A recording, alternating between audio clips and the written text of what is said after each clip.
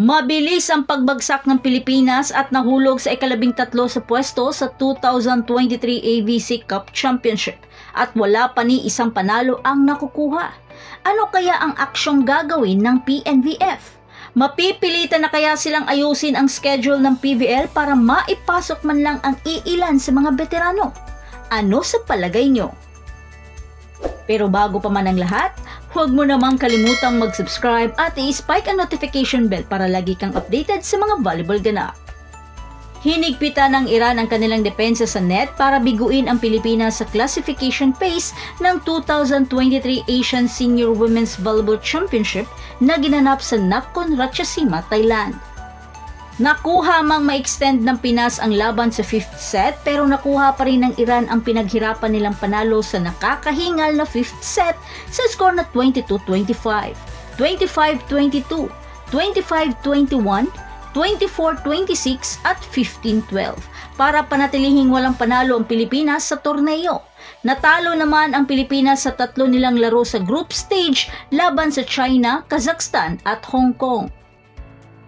Ang pagkatalo ay naghulog sa kanila sa ika-13 sa pwesto at makakalaban naman nila ang Uzbekistan ngayong Martes, kung saan ang dalawang kupunan ay maglalaban upang maiwasan ang pagiging huli sa pwesto sa lahat ng kupunan sa kompetisyon. Hindi madaling nasungkit ng Iran ang kanilang panalo laban sa mga collegiate national team, lalo na sa 4th set. Sobrang dikit ng laban.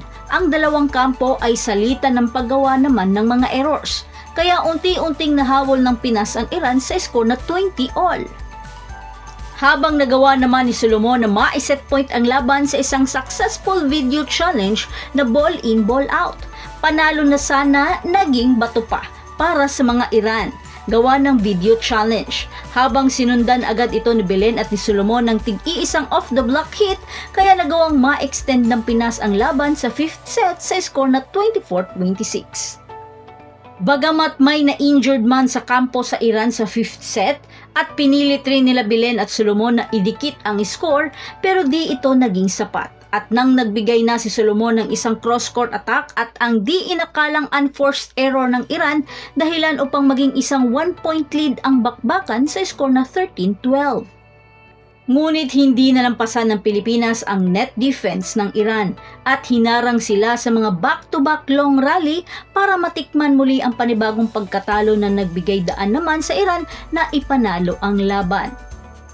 Tatapusin naman ng Philippine National Women's Team ang kanilang kampanya sa 2023 Asian Women's Volleyball Championship sa kanilang huling laban kontra sa Uzbekistan sa September 5 sa alas 10 ng gabi in local time.